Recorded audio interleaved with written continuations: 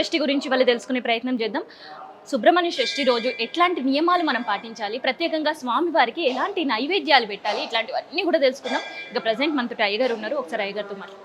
అయ్యగారు నమస్కారం అండి. వేలు మురుగనికి రోహర హరోహర జ్ఞానదండాయుధబాణికి రోహర ఉమాకోమలగస్తాభ్యాం సంభావిదలలాటకం హిరణ్యకుండలం వందే కుమారం పుష్కరస్రజం వెల్లి దేవసేనా సమేత శివసుబ్రహ్మణ్య స్వామికి జై.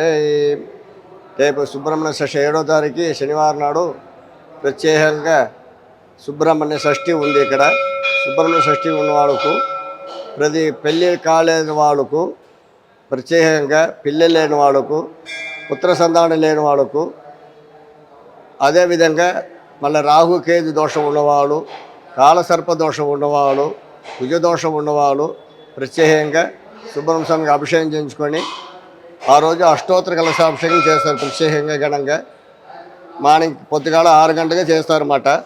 అదేవిధంగా సాయంత్రము 6 గంటలకు సుబ్రహ్మణ్య స్వామి విశేషంగా కళ్యాణం చేస్తారు. వెల్లి దేవస్థాన సాగిద సుబ్రహ్మణ్య స్వామికి కళ్యాణ ఉత్సవం ఉంది. కళ్యాణం కాలేని వాళ్ళు ప్రత్యేకంగా కళ్యాణం చేయించుకోండి.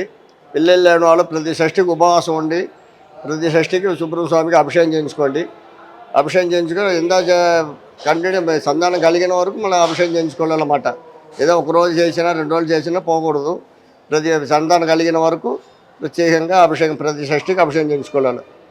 అదే సుబ్రహ్మణ్య స్వామి విశేషమైన రోజు మాట. అయితే సుబ్రహ్మణ్య షష్ఠి రోజు స్వామివారికి ఇష్టమైన నైవేద్యాలు ఏవి సమర్పించాలి? పాలు పోహం చేయవచ్చు, చక్కెర పొంగల పోహము, పాలు పోహము, పరమన్నము, పప్పన్నము. ఆయనకు చంటి పిల్లలు కాదు, కుమారుడు చిన్న పిల్లలు, బాల పిల్లలు అన్నమాట. దానికి పప్పన్నం చేయవచ్చు. కట్ట పొంగల్ అంటారు. అది కట్ట పొంగల స్వామికి అర్పణం చేసి ప్రతి వాళ్ళకి పంచిపెడితే విశేషంగా మనం అనుకున్నది మన దేవుడు. ఎందుకంటే పైన తదాస్తు దేవుళ్ళు తిరుగుతూ ఉంటారు. మనకి ఏది కావాలన్నా ఆ రోజు అప్పుడు మన మనసులో మంచి దానికోసం గుడికి వచ్చే మాత్రం ప్రతి వాళ్ళు మంచి మనసు తోటి రావాలా. అక్కడ ఉన్న అయ్యగారులు కూడా మంచి మనసు తోటి మనకు భావించి ఆశీర్వాదం చేయాలి. ఆశీర్వాదం చేస్తే మనకు ఏ విధంగా కానీ తదాస్తు దేవుళ్ళు తిరుగుతూ ఉంటారు. మన అన్ని విధంగా తదాస్తు అంటే మనకు అన్ని విధంగా మనకు జరిగిపోతుంది అన్నమాట.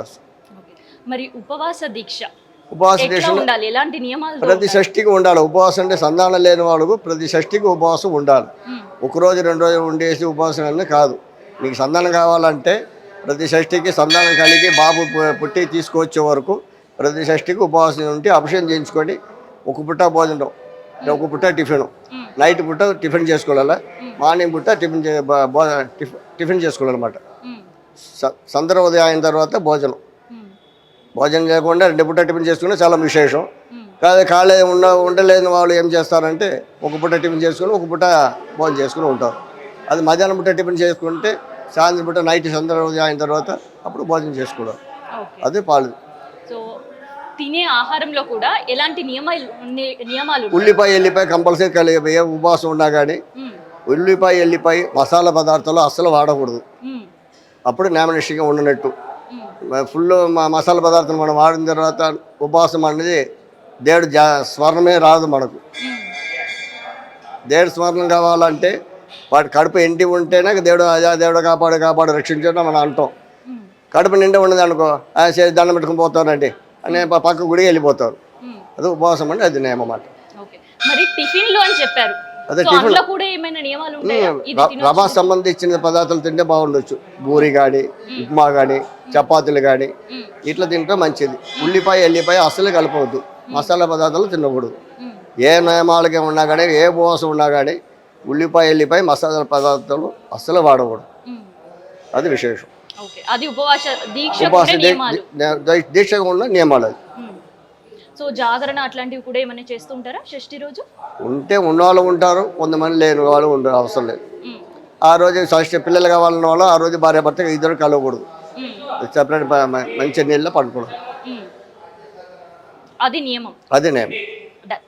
సో ఇది సుబ్రహ్మణ్య షష్ఠి రోజు ఎవరైనా ఉపవాస దీక్షలు కావచ్చు, స్వామివారిని అర్చించుకోవాలి, లేదంటే ఆ రోజు పూజ చేసుకునే అనే వాళ్ళ కోసం అర్చకులు చెప్తున్న నియమాలు, దీక్షా నియమాలు, ఆహార నియమాలకు సంబంధించిన ఇన్ఫర్మేషన్.